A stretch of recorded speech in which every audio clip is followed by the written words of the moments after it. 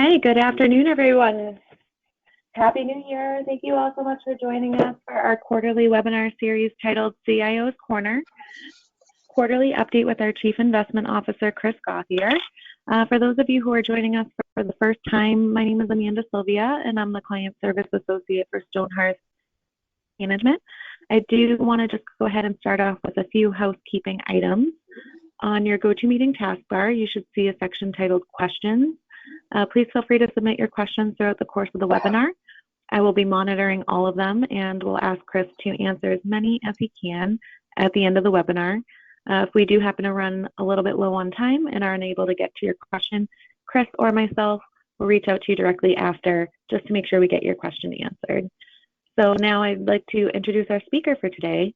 Chris Gauthier is Stonehearth's Chief Investment Officer. He brings more than 20 years of investment management experience to our firm, working with both institutional and individual investors. He is responsible for setting our firm's overall investment policy and strategy, including directing our asset allocation, investment risk, research, and portfolio management functions. Chris, thank you so much for speaking to us today. Thank you, Amanda. Are we having feedback? Oh, there we go. Sounds better now. Good afternoon, everyone. Thank you for joining us today. I hope you are having a very happy and healthy start to the new year. And for those of us who are joining us from the Northeast, I hope we're all prepared for the first nor'easter of the year. Should be an interesting weekend, just like in the markets.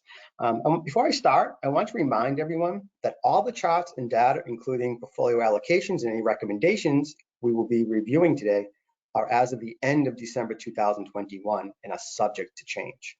So with that, let's jump right in. What are we going to cover today? We'll review historical performance, and as we'll see, despite the ongoing pandemic, record inflation, looming rate hikes, most financial assets had a strong fourth quarter and a banner 2021.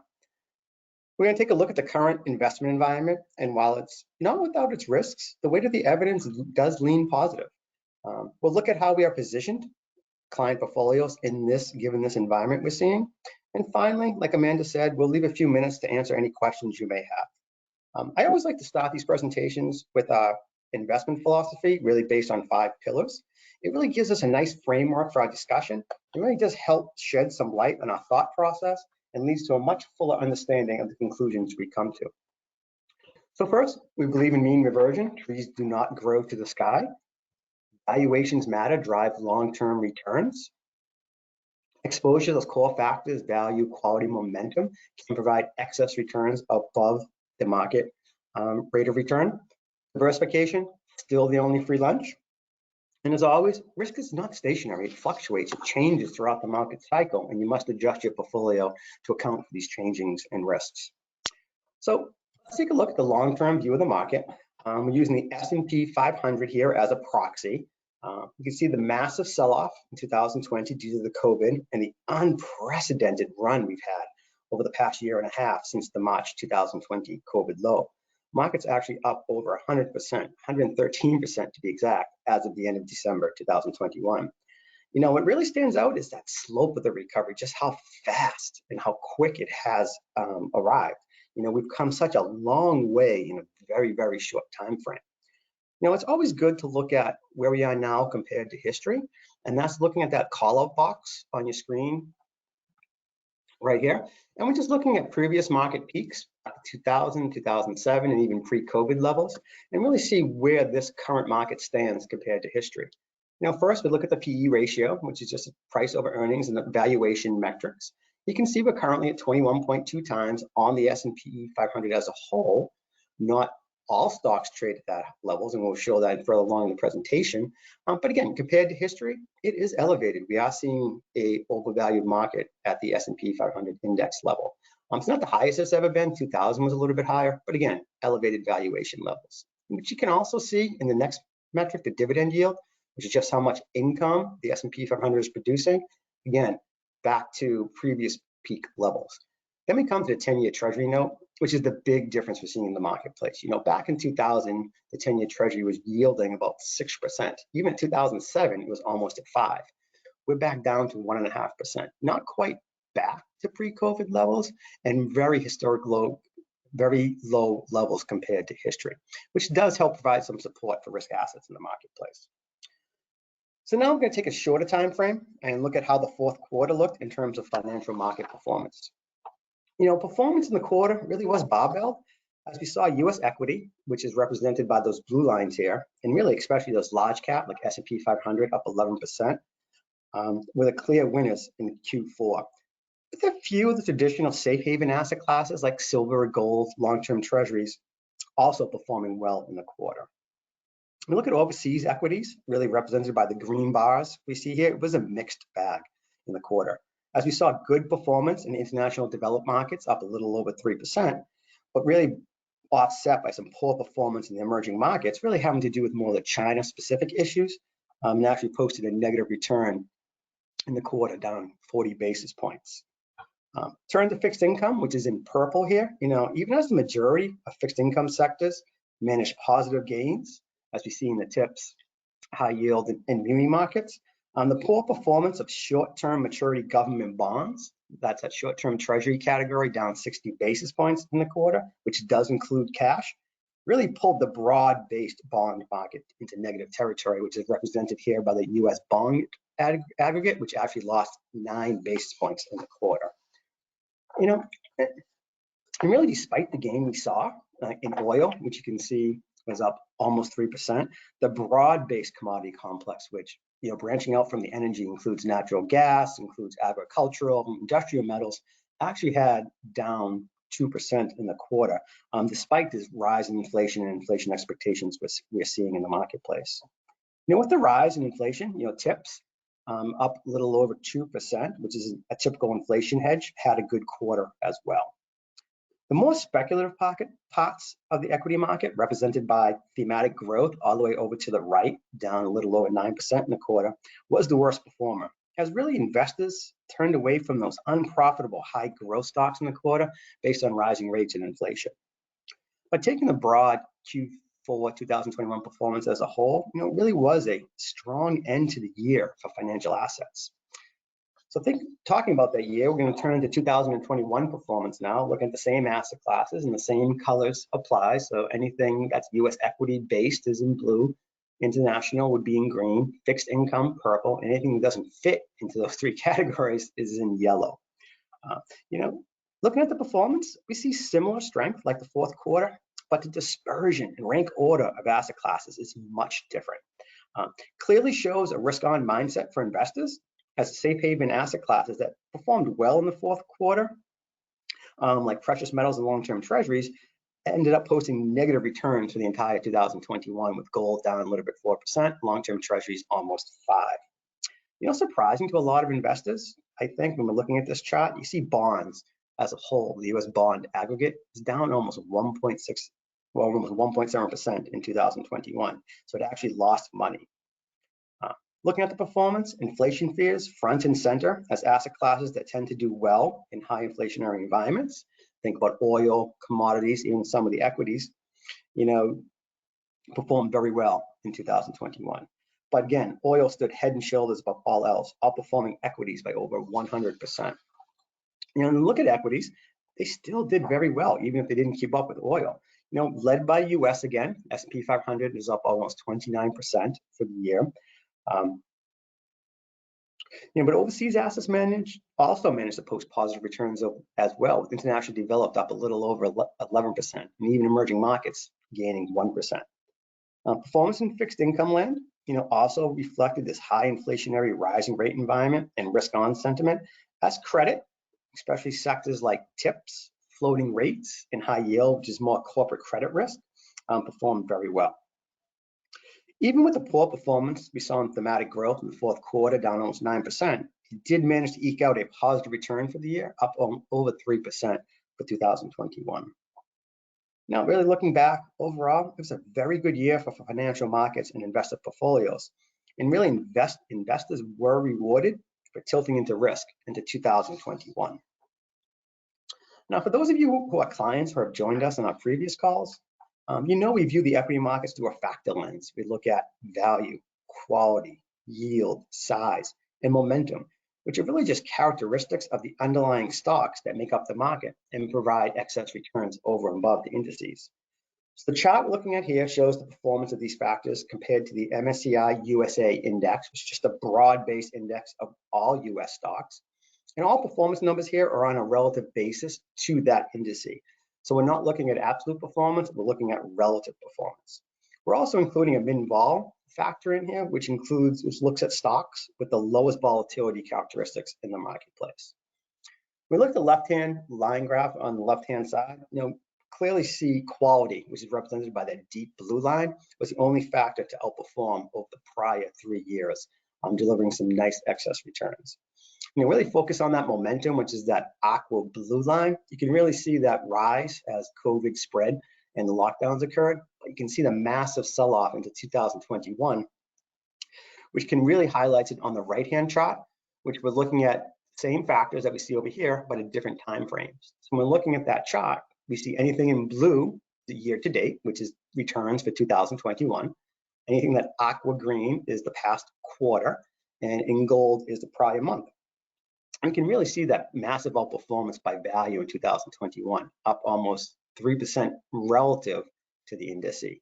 We also saw some nice performance from quality. We beat the indice by 1.2, and we saw momentum really lag behind after that rise they saw into COVID, down almost 13.5% during the year as COVID waned a little bit. So now I want to turn to an update on COVID. And again, I always thought talk about these presentations in COVID, and I really, really look forward to a time when I don't have to talk about it. I'm not sure we're ever going to get there, but we are seeing some progress. But even being said that, we clearly see the rise in cases as the easily transmissible Omicron variant surges in the US, which is represented by that blue line on the left-hand chart. While cases are rising, the more mild symptoms from the variant are, at least for now, helping keep the hospitalizations, which is that dark gray line, from rising nearly as fast. We can also see the increased vaccinations on the right-hand side, which is helping minimize the overall impact due to COVID. And as we can see in the next chart, showing real-time high-frequency data compiled by our friends at JP Morgan. With the dawn of big data, we now have access to economic activity in almost real time, and we're viewing it here through multiple metrics. When we look at it, we look at debit and credit card transactions almost in real time, which is that dark gray line. Looking at hotel, how many people are staying in hotels, the green line. Purple is how many people are going out to eat, and that blue line is how many people are traveling on airlines. And it's really just amazing to me to see how far we have come from the depths of the lockdowns back in April of 2020. And we are seeing slight dips, as the Omicron variant makes its way throughout the US. It is having an effect, and we can see that in the data as the population as a whole is curtailing their movements and staying in more. One glimmer of hope is the fact that spending has held up better and is still above pre-COVID levels, and that's that dark gray line over here, right up top. We're also starting to see some positive signs, as we appear to be nearing a peak in cases, according to the experts and what we're seeing in the press. And if the US follows the path of South Africa, which really saw Omicron rise first, we should start to see the rate of new cases fall, which should help support economic growth as the economy slowly reopens and returns to a more normal run rate.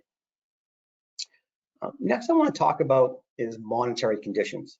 There's a lot of noise around the Fed and the press we're getting lately in that, and even as the Fed pulls back on support, conditions are still remain very supportive of financial assets and economic activity.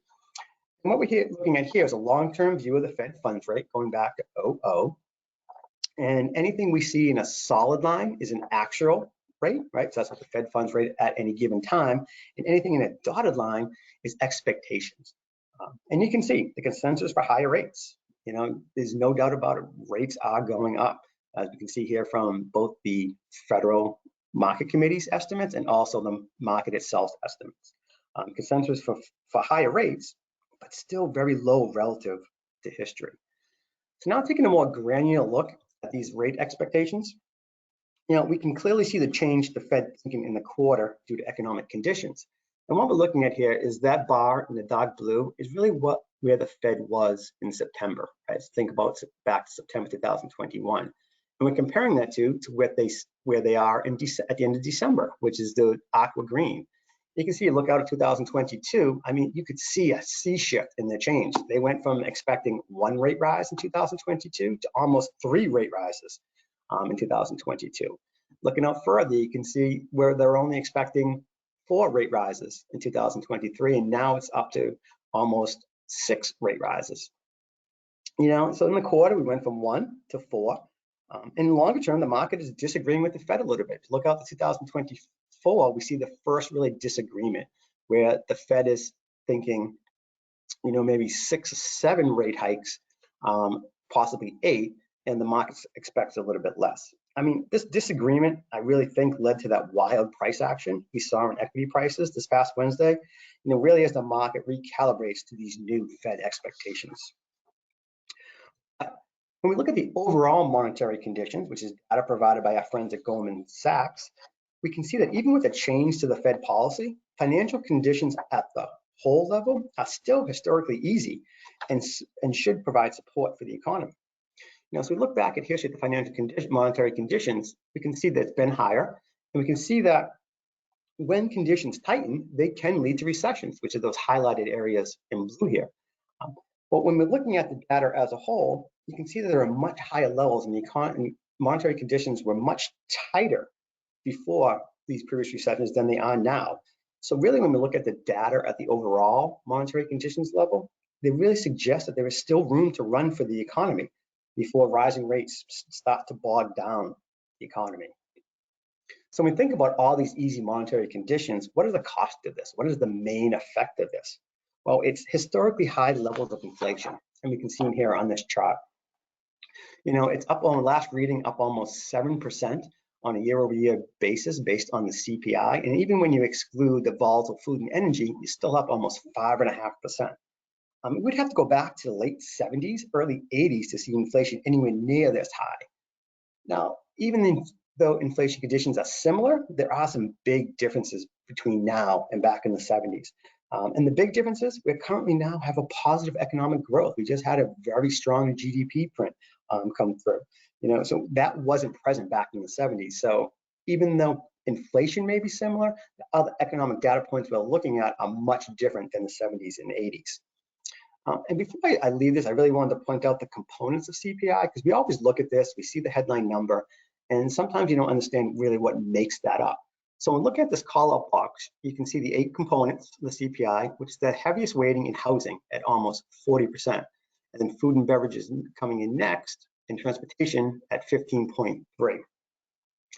Again, you can see the outsized impact housing has on this, and it even is going to have a greater impact going forward because based on how the government calculates this number. It's interesting, housing doesn't track housing prices. It's actually a survey. So the government calls individual people and really just asks them a question and says, if you wanted to rent out your house tomorrow, what do you think you could get for a rental rate? And they do that every quarter. And that's how they calculate that number. Now, the rise in housing prices tend to be a lagging until people actually feel that. So again, we still think there could be room to run from that housing number as people come to the realization that there's much higher prices in the marketplace. And when we look at inflation in the economy, there's 2 data points we watch closely that really have outsized impacts on inflation and economic growth. And they are the labor market and the housing market. So let's take a look at what they're telling us about the potential future path of the economy and inflation. And we'll start with jobs. What we're looking at here is, first off, you can look at the red line, that's the unemployment rate, and it's just about back to pre-COVID levels, almost under 4% at 3.9. We did see some more tick up in the labor force participation rate, which is those blue bars superimposed over that red line, as people slowly return to work. You look at the bottom hand chart, you can definitely see wage pressure rising. You can see the nominal rate up almost 6% and not rising as much when you take into account inflation. When you think about this labor market here, these are kind of looking at what has happened in the past, not really looking to the future. And we think we're still in the early stages of labor's positive influence on the economy. As can be seen in the next chart showing the current labor market conditions that has a bigger impact than what we're seeing going forward. We look at the left-hand chart, looking at JOLTS job openings. So that's just how many jobs are out there, right? And it's almost at record highs. So if you want a job, it is very easy to go find an open position that may match your skill set. So there's lots of companies looking to hire people. We look over the top right-hand side and look at the quits rates. So again, how many people are quitting their jobs, which again is almost at record highs. And if you're nervous about the future economic environment, you're nervous about the job market, you're nervous about your ability to get a new job, you tend not to quit your job. You keep with what you have. And we're not seeing that in the marketplace. So it's showing here that people are very confident about the labor market and their ability to find new employment. And then we look at from a company standpoint and how many people they're letting go in layoffs on the bottom right-hand chart. You can see there's that tremendous record lows here. So again, looking at all this labor market and what this data pretends to going forward for the economic activity, the labor market data is still very supportive of future economic growth. You know, elevated inflation, which should lead to higher interest rates as we move out into 2022, just like the market expects and what the Fed is indicating. So now we want to turn to housing. Strong housing market right now. You know, as prices continue to rise, as can be seen on the bottom chart in that pink line, we see a surge in new home starts, which is that green line up there, up top, almost to record levels. And sales starting to pick up too. Again, so all positive signs of a very healthy housing market, which does point to increased economic activity as we look out to 2022. You know, when we look at home building, it's a very labor-intensive industry. You need a lot of people to build houses, which means more jobs and higher wages as demand grows. And just think about all the knock-on effects to the economy when people buy and sell houses. Think about all the home improvement you do, the new furnishings you buy. That old refrigerator doesn't look good when you're showing your house. So it really does have a lot of outsized economic impact to the economy in the housing market, which is very strong, as you can see here from the underlying data we're looking at. So while we focus a lot of our attention on the US, the economic growth we're seeing is not confined to our shores, as can be seen on the next chart. You know, we look on the right-hand chart, economic growth is strong across the globe, as can be seen on the PMI data on the right-hand side. And that is just a diffusion index. And you can see the expansion and contraction on the y-axis there. And all this is saying is, given the current expectations and future expectations, does it look like the economy is in expansion or contraction? Anytime there's a reading above 50, it indicates an economy that's expanding. Anything below 50, contracting. And you can see from the data on the right-hand side, even with the small dips from Omicron, we're still firmly in the expansion zone. And even more important to us, at least, is looking out at future economic growth is the Citigroup economic surprise indices on the left-hand chart. And basically what that is looking at, it's not looking at the absolute level of economic activity. It's looking is the data as it's presented and announced, is it coming in better than the market expected or worse? So you can think about it from, if the economic data keeps coming in better, that usually raises expectations and leads to future economic growth. So any reading above 0 indicates on the aggregate, the economic data we're seeing is coming in better than expected. So again, when we look at the broad-based economy, we see a global economy in expansion with the data coming in better and some good foundation support from the housing market and the labor market to support future economic growth. So the economy at the aggregate level for now is in fine shape. So turning to the equity market, you know, we'll start as we always do with valuations, as is a main pillar of our investment philosophy, as what you pay for something does drive long-term returns. We really focus on risk and where you take risk. I think it matters the most here. And while the overall market valuation is elevated, there are pockets of opportunity if you know where to look.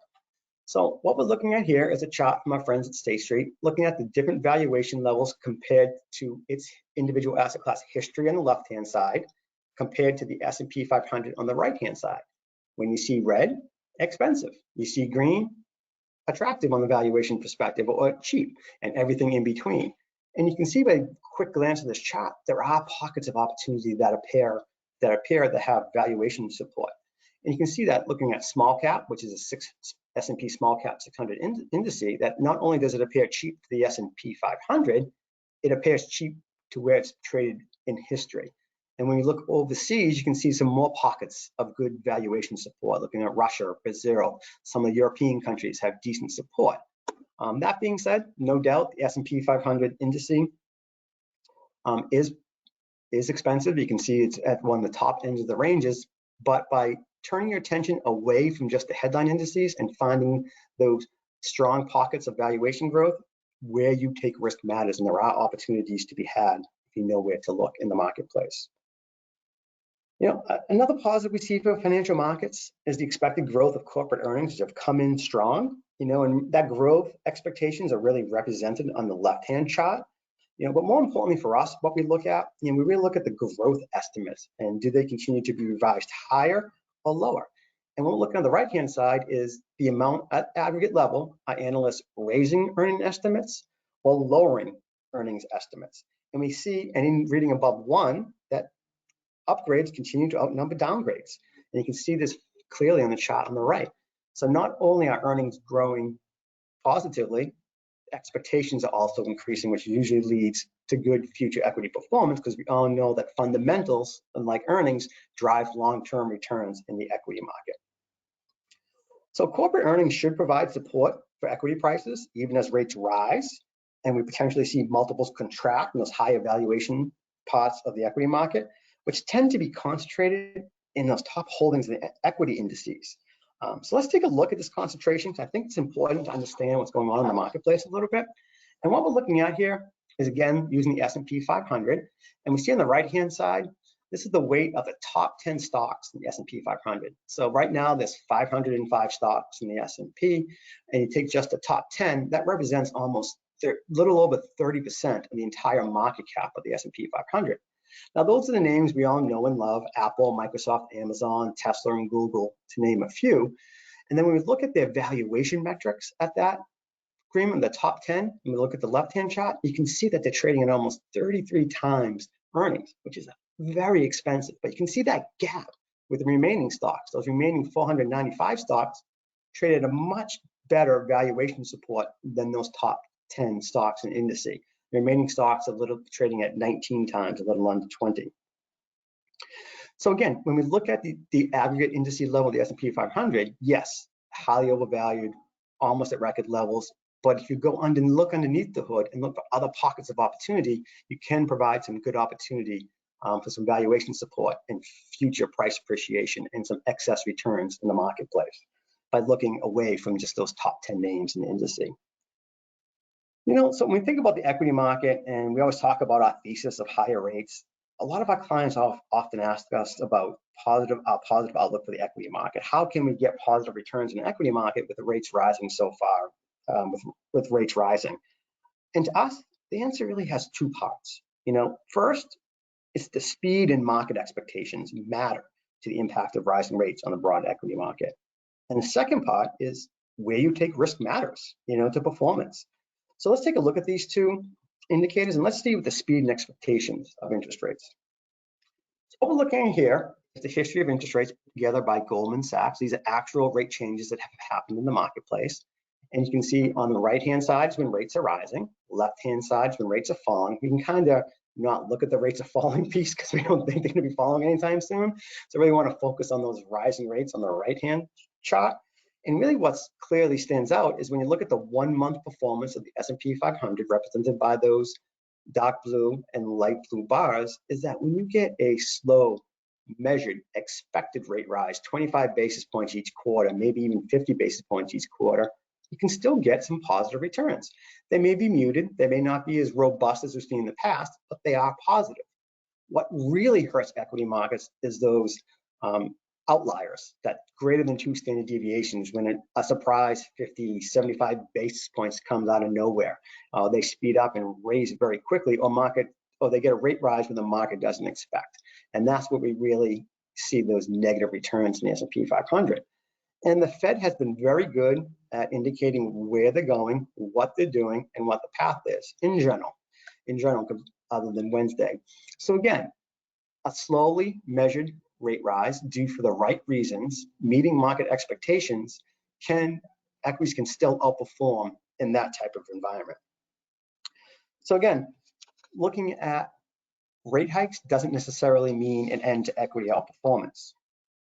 The second part is where you take risk. It really does matter, as certain parts of the market perform better than others given different environments. So what we're looking at here is on the x-axis, you see the sensitivity to real 10-year rates. So that's as rates rising, those tend to outperform on the right-hand side. And we balance that with the y-axis, sensitivity to inflation, so inflation rises. So upward, inflation's rising, over to the right, rates are rising. So we really want to focus, given our thesis that rates are rising in a high inflationary environment, to that upper right-hand chart, upper right-hand box up here. And we can see that it looks at it in two different ways. First is the factors, which are those blue dots. You can see value performs very well in this type of environment. Small cap does well, higher yielding stocks do well. So you can really see that there are certain parts of the market that can outperform in this environment from a factor standpoint.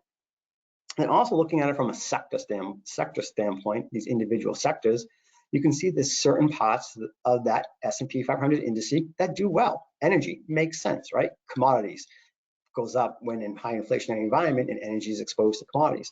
But also financials, they do well when rates tend to rise in inflation, and even industrials can provide some nice excess performance over and above the headline index in this type of environment we're expecting. So when we put all this historical data together, it really clearly shows rising rates and higher inflation doesn't necessarily sound the death toll for positive equity performance in the marketplace. So turning to fixed income world, we're looking at the yield curve, and we're looking at three different yield curves here. So first, in gold is where we are now. So that's the end of 2021. Then we look at blue, which is where we were last time we spoke at the end of September. And that aqua green was where we were a year ago. So rates are definitely higher from where we were a year ago. Curve is definitely steeper from a year ago, but you get a little bit different picture when you look at the quarterly change. And that's what I really want to focus on the bottom hand chart. And what we're looking at here is anything in blue is those trailing 3 months. So what have yields done since September? And look at the yield curve overall in that quarter, it definitely flattened. As we heard a more hawkish tone out of the Fed and higher long-term inflation concerns became more front and center in investors' mind. The long end, that 30-year, was low in December. You can see it actually dropped by 14 basis points, which gives you that flattening. If the long end is going down and then the short end is going up, that's kind of how you get the flattening of the yield curve. And really was the low in December. And I think that really speaks to investors' beliefs that a policy error will happen eventually. And again, we're talking 30 years here. So eventually is a long time from now when we're talking about a 30-year note. And that policy error, they think, could lead to slower growth. But for now, the curve is still upward sloping as defined by the 10s and 2s. So what we're doing there is just taking the current 10-year yield, which is at 1.5, comparing it to the 2-year yield, which is at 0.7, and seeing is that positive or negative. Right now it's positive, which means we have an upward sloping yield curve. Upward sloping yield curves historically have indicated growth ahead. We do not want to see that going to the negative. But for now, the 10s and 2s and the yield curve still pointing a good sign for the risk markets.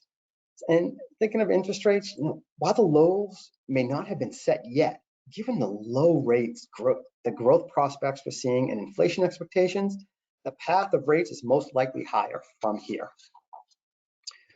Speaking of higher rates and looking at how it affects different parts of the fixed income market, we can see that impact on the right-hand chart over here. And we're just looking at duration. And duration, not going into a lot of great detail, is simply a measure of if all else being equal, if rates were to rise 1%, what would happen to individual sectors of the fixed income market? And you can see really where it gets hurt is those long duration treasury assets, right? Those are the top hand chart. But the big takeaway for me is, you can see some pockets that actually can perform well. When we look at floating rate down the bottom of the right-hand chart can generate some positive returns in that rising rate environment. Mortgage-backed securities can provide some downward protection in a rate rising environment while still providing some income and some nice ballast in multi-asset class portfolios. High yield also may provide some excess. So again, there are pockets that can provide some opportunities even in the fixed income market, even as rates rise. And even with the rate rise, you can look at the left-hand chart. You can see that there's just not a lot of income out there. Looking at that nominal yield right here in the different sectors of the marketplace, there's just not a lot of income to be had anywhere. So again, a common theme throughout this presentation when we're looking at individual asset classes, individual sectors, or the portfolios as a whole, where you take your risk really does matter in 2022. So I want to turn to real yields. And real yields are simply, what you actually earn in income after the bite of inflation is taken out. And what we're looking at here is those similar asset classes: treasuries, mortgage, MBS is mortgage-backed securities, ag is that overall bond market. Senior loans is another name for floating rates. This is just another company's charts. They use a different name, but senior loans and floating rates are the same asset class. And really what we're looking at here is this yield to worst minus 5-year US break even, which is this green line right here. And all that's doing is taking what price you would pay for that bond right now, adding in the income, and then taking away a 5-year inflation number, which this chart is using a long-term expectation of 2.81. And what is your real return on that product? And you can see from across the board, most are in negative territory. So what that means is, given inflation expectations and the income produced by that product, you lose money on a purchasing power basis. That's not something that's very attractive to investors, to be losing money on a real basis. So what we really want to be looking for is those positive after inflation yields and the low duration. And you can see that in a few different asset classes with that green line. You can see preferreds have a decent potential to return over and above inflation rate. Senior loans also looks attractive. EM debt and high yield do look attractive on that, but they have that higher duration built in too, which can be a negative. So again, there are pockets of the fixed income market that can do all right and perform well in a portfolio when rates rise. So now the other part of the market I want to look at is spreads. So looking at fixed income credit trends, these are just spreads. Spreads is really the price of risk in corporate credit. And what a spread is, it's just the amount lenders require in extra income over a risk-free asset, which in this case is US Treasury, due to the riskiness of that individual credit or market expectations. And when we're looking at the left-hand side, you can see just how low spreads are compared to history. And the lower the spread, the lower the assumed riskiness of the credit. Spreads tend to widen when investors get concerned about the future. And when we look at it compared to 20-year average, so the 20-year average over here of that spread is in blue. So if we're looking at investment grade corporate bonds, traditionally traded at 152 basis points over treasuries, they're actually only at 92. So what this is telling us is no concern, right? Here spreads are at almost all-time lows. So no concern on the economic outlook or individual credit from the bond market. So those bond vigilantes aren't seeing stress in any economic numbers they're seeing, and are happy to lend money at a very low rate to corporations, which is good for risk assets. Another way to view this is looking at credit trends, looking at upgrades and downgrades to credit ratings in the fixed income market. So we can see if analysts are becoming more or less positive about the state of the credit market by looking at the upgrade to downgrade ratio, just like we did in the equity earnings. And that's this orange line right here. And even though we see a slight decline from the peaks, it does remain elevated. And the way to read this is, again, like we saw in the equity estimates, anything above 1 means more companies are being upgraded than downgraded. So which points to a better economic environment going forward, because if you were nervous about a recession or nervous about the economic environment, you're not going to be upgrading credit, you'd be downgrading more credit than upgrading it. So when we look at the fixed income market and the overall picture of it, it's something that sees no stress in the credit market. And this, again, is another data point that is supportive of a pro-risk tilt in portfolios for clients. So that's the equity market, the fixed income market, the economic environment. And now we really want to put it all together by turning to our risk model. And let's see what the weight of the evidence is really telling us about the current risk environment, looking through a technical, valuation, economic, and qualitative lens. What we're looking here is a Stonehearth Capital's internal risk model, again, broken out by those 4 themes. So first, look at the technical. Improved by 1 1/4. As you can see over here, it was a total neutral reading last time we spoke, and it's actually increased by 1. We see that it's in the reversion technical indicator. Reversion is looking for turning points in price action, and we really saw improvement in that due to the MACD. And the MACD is a fancy term for looking at short-term price movements compared to long-term price movements. If the price movements on the shorter term are better than the long-term price movement, that indicates future price appreciation in the marketplace. And we saw that move into the neutral zone on the back of this positive momentum in equity prices we saw in the fourth quarter. So overall, the technical picture on the structure is neutral. The reversion is positive. So putting it all together, the positive influence on the model from the technical structure and reversion pieces of the market right now. So technicals are positive in the risk model. The negative we have in our risk model, valuation. No change, as the positive influence of strong earnings growth, which we saw, is more than being offset by the high valuations from CAPE ratio, which is just a 10-year look at earnings, Xing out inflation, and that dividend yield. So again, valuation is still having a negative influence on our overall model. So let's turn to one of the most positive pieces of our model, the macroeconomic indicators. Economic indicator increased by 1 in the quarter, and is now at its max positive weight, so it can't get any higher than 4. The increase in the quarter really came from a rise in copper prices, which indicates increased economic activity at the beginning of the production chain, which should lead to increased economic activity down the road, as copper is a widely used raw material for goods. You can think about it this way: when companies start their production cycles, they need to go out and buy raw materials, and what they start with is copper, and they tend to go out and buy copper. So if they increase demand for copper, following economic theory, which increases the prices, which should lead to future economic production activity down the chain in future. So again, it's a really good indicator of where corporations see future economic demand. And for right now, it's really pointing to a very positive picture on the economic environment. The last piece of our model is a qualitative. We use this indicator really, based on our history, based on our experience, to capture any impactful data that influences the current risk environment that our model just can't capture, given the data points out there. So the qualitative picture is neutral, as really we see these easy monetary conditions, which we showed at the previous slides, really being offset by the negative effects of COVID and the high debt levels we're seeing throughout. But again, really not enough to move it to negative or positive. So putting that all together, looking at it through a technical valuation, macroeconomic, and qualitative lens, the total picture does remain positive. And you can see it came in at a positive 3 compared to a positive 1 last quarter. So the overall risk model, using the weight of the evidence approach, is really indicating a positive environment for tilting into risk assets. So with that picture in our mind, let's take a look at how the weight of the evidence is impacting portfolio allocations. Really in the quarter, there was no change to our overall positioning in the quarter. Given the positive risk environment we are seeing, we're overweight equities, but like we said, where you take risk matters.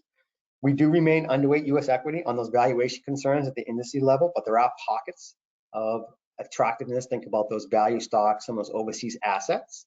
And we tilt into risk with those overseas assets. We thought overweight to EM, given its better valuation support.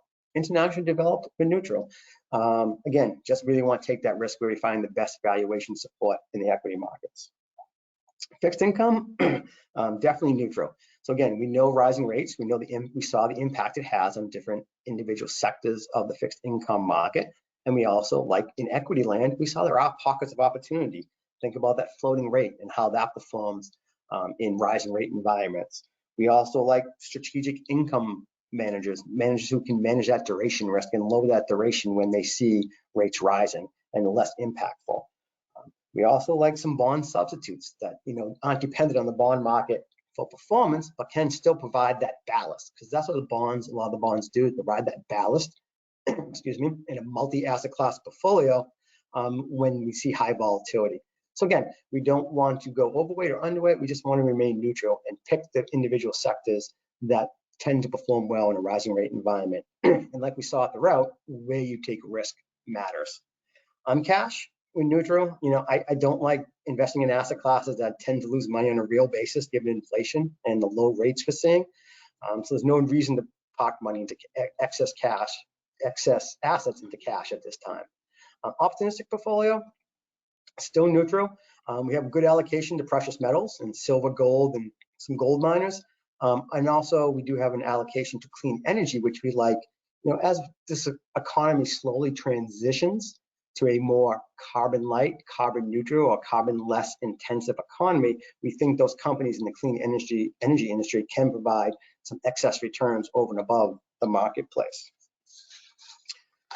So again, wrapping up here and kind of looking at our overall thoughts on the market, still seeing the positive long-term trend in technical support. The trend is your friend, for now at least, and we saw that in the technical data. COVID, despite mild symptoms, Omicron variant, it is having an impact on economic activity, just not enough to tilt the scales yet. And given the data we're seeing coming through in terms of cases, the less severity, we should be able to manage through, from an economic standpoint at least, this recent resurgence in COVID. Expansion's set to continue. We saw the economic evidence come in strong, especially those things at the beginning of the production cycle, like copper, that point to future economic activity. The economic data we saw coming in stronger than expected with the Citigroup surprise indices. The global economy is still in expansion mode. So again, looking for above trend growth. We saw Fed policy on the path of normalization. Rates are going higher. But like we showed with the Goldman Sachs data, the overall level of monetary conditions is still easy. So you don't want to fight the Fed. We saw inflation, it's here. And it's here to stay for a while, and it is elevated. We saw that from the actual data, but also saw when we looked at the housing market and jobs markets. So I think it's going to be here for a lot longer than people expect. And it's not necessarily a bad thing, but really must be accounted for in portfolios. We saw that valuations are elevated across financial assets, but there are pockets of opportunity, like we saw in the small cap, or maybe going to overseas assets. If you know really where to look for that valuation support. Strong ongoing profit recovery provides fundamental support for future price increases, even as those multiples contract. Because when you think about those valuation metrics, it usually has two components: price and earnings.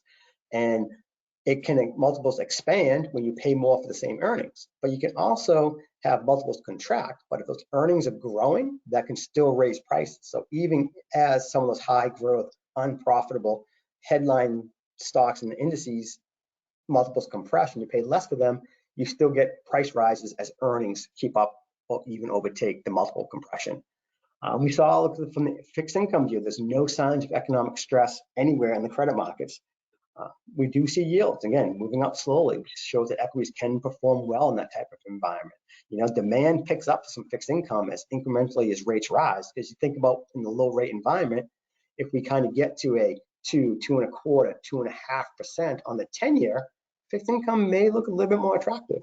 Again, so as that rates rise and up and slowly, we still see people coming in supporting the fixed income market. So there could be some pockets of places that outperform in fixed income. As we've been talking about throughout this presentation, where you take risk, will be critical and more important than the level of risk you take in your portfolios. Positive environment for taking risk.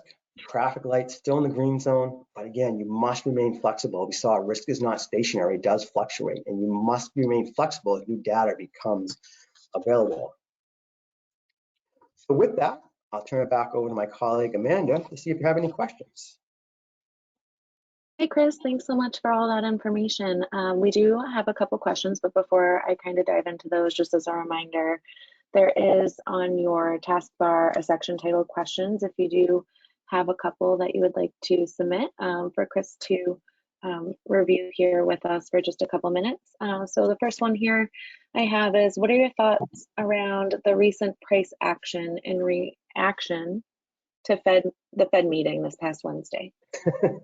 Crazy. Yeah, absolutely crazy. In the morning, you came in Wednesday, all was good. Saw the S&P rising like about 2%. And today, really before selling off and closing down, almost 3/4 basis points percent or so. That's about a 3% round trip. That's highly volatile. To me, no surprises, all fueled by the Fed. I think the initial run-up was algorithms, the trading algorithms and short-term traders really hedging a potential more dovish surprise by the Fed, which obviously didn't materialize, which really helped fuel that sell-off during Powell's comments. I think what really gave the selling a boost was the more hawkish tone from Powell, right, and his lack of commitment on a path to normalization. Mr. Market showed his displeasure with uncertainty, and which really, with what it heard, it created a wave of selling. I think the total move was a little exaggerated on both ends, but volatility in markets, nothing new. And now, with the current conditions, with basically free trading and the speed of light that orders get executed at now, those vol windows, or in other words, the length of the moves has become compressed, which really gives rise to days like Wednesday, where you see the high volatility intraday. Definitely expect more of them in the future, given the current market structure. I think it's just part of the new normal we're all living through. But again, we want to advise clients and any investor out there really, focus on the long term. Short term is mostly noise, and we really want to look at the long term fundamentals, looking at it through multiple lenses, like the economics, the technicals, and the fundamentals. And again, just try to avoid those intraday noises as best as possible. The next question, Chris, with rates so low, how should I be thinking about generating income? Good question. This is something that's a lot of talk in our IC meetings, in our company meetings, and in client meetings. Really, given the low rate, generating any type of meaningful income in this environment, definitely a challenge for sure. And although we did show how risky it can be to reach for yield in this presentation, a focus on a total return, using capital appreciation and yield to fund current spending needs may be better suited in this low yielding world. But even given that, there are options out there that can provide some pickup in yield. We mentioned floating rate as an option, and my colleague, Andrew Nadu, a senior advisor here at SCM, has been working on a few ideas to generate some more income by utilizing a structured income producing note. It's interesting. In fact, he's actually going to be giving a webinar in this quarter. So if you're a client, be on the lookout for that notification. And if you're not a client but want to attend, really please check out our website for more information, because I think it will be enlightening, and he's come up with some really good ideas to maybe generate a little bit more income than is currently out there in the marketplace. Chris, why should I invest in the market that's so overvalued right now? Yeah, I mean, to me, it really goes back to that way you take risk. Yes, the market cap using market cap indices like the S&P 500 looks very overvalued. But we did show how there are pockets of attractively valued assets. When you look at the value stocks, smaller cap stocks, or really even just stocks not in the top 10 holdings in the indices.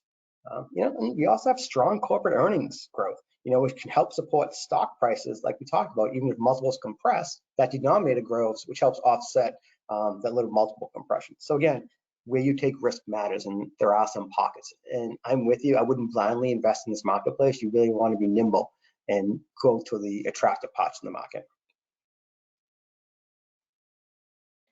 And just to be mindful of time, we've got a couple more, but I think we'll just cut it off here. So if we do not get to your question, we will certainly reach out to you after the conclusion of the webinar here to get your question answered.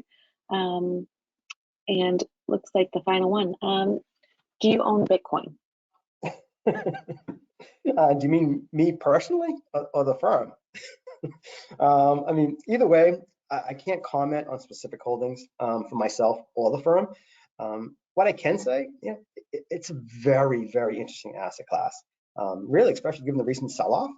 But again, it is highly volatile and is a challenge to get exposure to. That being said, for those investors with higher risk tolerance, right-sized allocation should at least be considered for portfolios. I really recommend, talking to your advisor about ways to get, the ways there are out there to get exposure to this. And if it's even called for in your specific case, branching out from just Bitcoin to, some other mainstream cryptocurrencies, not the really crazy ones that are trading at 0.0001%, but some other ones that are out there can also be a viable option and give you some nice diversification. Really, yeah, it's a very interesting space. A lot of potential, a lot of risk. Definitely not for everyone. And again, I just highly recommend discuss it, learn more about it, reach out to your advisor to learn more about those opportunities and the risks that are involved in investing in cryptocurrency. Chris, I just want to thank you so much for all of this information today. And just as a reminder to everybody, Chris hosts these webinars quarterly. So you can go to our website, www.stonehearthcapital.com, if you'd like to go ahead and sign up for next quarter's. It's already up there on the calendar, so you can go ahead and sign up for that now. And like Chris said, our senior financial advisor, Andrew Nato, will be also hosting a webinar soon. So you'll want to watch out for some information about that we'll be sending out soon. And just want to thank you all for joining us. Enjoy the rest of the afternoon. Happy Friday. And if you live in New England, stay warm. Wishing everybody a happy and prosperous and healthy new year. Thank you, everyone. All right, thanks. Take good care.